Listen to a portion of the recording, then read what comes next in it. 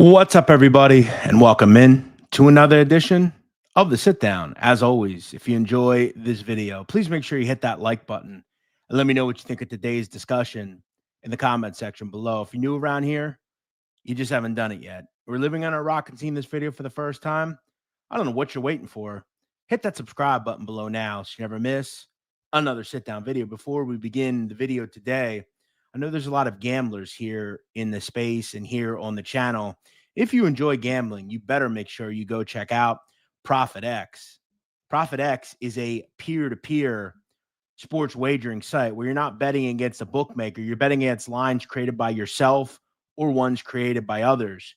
Get the best odds in the US. And I'm telling you guys right now, generally on Profit X, when I'm betting on Profit X, I'm getting the best numbers possible. Generally a half a point better, several cents better. And there's a great thing about it. If you're in a state generally that does not have sports betting, it's possible that Profit X would allow you to bet on sports. All you got to do is click on the link in the pinned comment. I'm going to put it in the chat as well. Go check out Profit X. I use Profit X. It's one of the best books out there right now, at least in my opinion. So go check it out. The link to join is in the chat and pinned comment. Today, ladies and gentlemen, let's get into another mob topic. And this isn't going to be an incredibly long show tonight. I really, though, wanted to talk about a recent event that happened. And I have not discussed this because I had been waiting to gain some information on this. I wanted to kind of bring you some stuff that I had learned about it. I think a lot of people have wondered, is this actually a true story, right? We hear a lot of things in the genre that, people will state, and sometimes it's limited information or we can't generally believe that it happened. This happened, absolutely happened. And I want to give you a little bit more clarification as to kind of what went on here. So if you're watching, I appreciate it. Welcome in. This isn't going to be, again, a very long show. I'm not going to go too deep into much more outside of this, but I wanted to kind of share what I've learned about it. Before also we do that, I want to tell you, make sure you go check out my latest video. And I also will talk about that if people want to talk about it. I understand that the information I put out was fluid. It was quite maybe wild to hear. But this video is something I worked on for a long period of time. And more information is going to be coming out soon for maybe me to clarify some of the things that I said. So yeah, make sure you go check that out right now. Okay, a couple of days ago, a Bonanno club in the Bronx was robbed. And some people have talked about this story. I know Gene Borrello's talked about it. What's interesting is Gene actually called me the night this happened. I hadn't talked to him in a while. He had called me and he said, "Hey, I'm hearing that a social club in the Bronx got robbed." And I said, "You're kidding." I was actually out. And he said, "Yeah, it's supposed to be pretty bad. The higher ups were there and they did this and they did that." And I said, "Okay, well, let me ask around on this." So I called somebody that I knew that, knows people in that group. And I said, "Hey, have you heard about this?" "No, I haven't heard about it. Let me call around." Hadn't heard about it. I then talked to somebody today and they confirmed that this absolutely happened. The person that I talked to today has been a very good source of mine for a while on a lot of different things.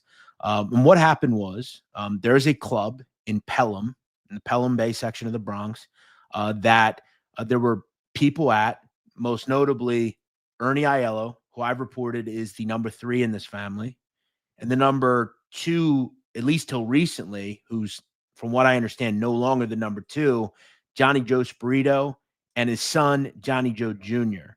They were all at this club.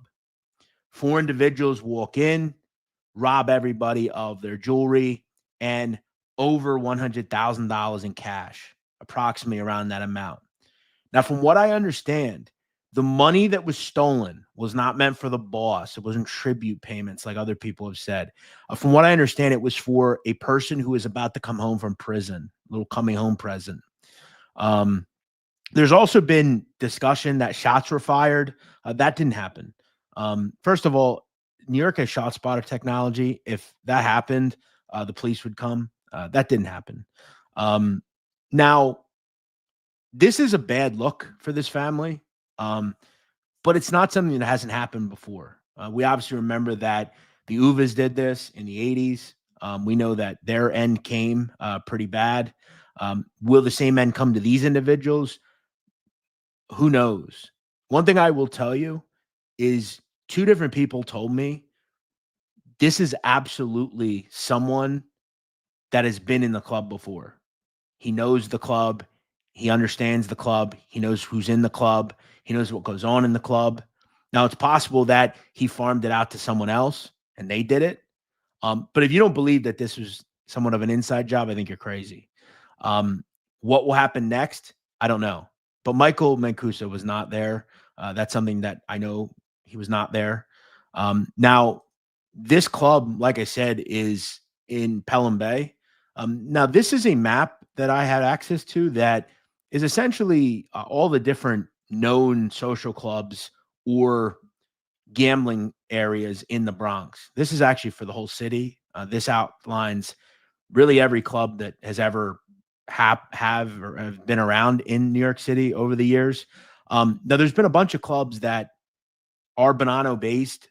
Patty from the Bronx had a club down on Waterbury Avenue. I know there was a club, the Coddington Club, which was a Lucchese club. Stephen Crea had a club up on Westchester Avenue. There has been talk that this was on Arthur Avenue. From what I understand, that's untrue as well. There are no social clubs on Arthur Avenue, as far as I'm concerned, and I've been told. But you know, I think the sad part about robbery is there's not a lot you can do, right? I mean, you can be the hardest of criminals. You can get stuck up. Is it a ballsy thing to do? 100%. But as far as, you know, there'll be people that say, oh, how can you let this happen? I mean, what can you really do? People can get robbed. That's how it goes. But this was absolutely in the Pelham section. This absolutely involved people that were there. They were robbed. The money was not for Mancuso. That's been put out there. It's untrue. But yeah, it's not good. Are they going to give retribution on this? You know, how? I don't know how they would. I don't know how they would, but it's definitely, you know, embarrassing for sure. But there's a lot of things that have been out there. People saying it's Albanians. I don't know how anyone would know that. They were masked.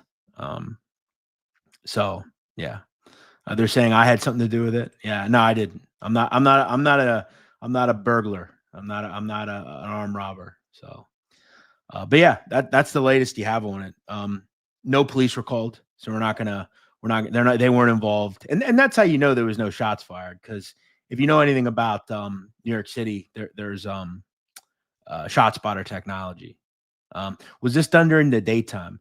No, I believe this was done in the early evening. Like I said, I was contacted about this on Sunday night. It was kind of a tough time because I was out at the time and I was contacted pretty late.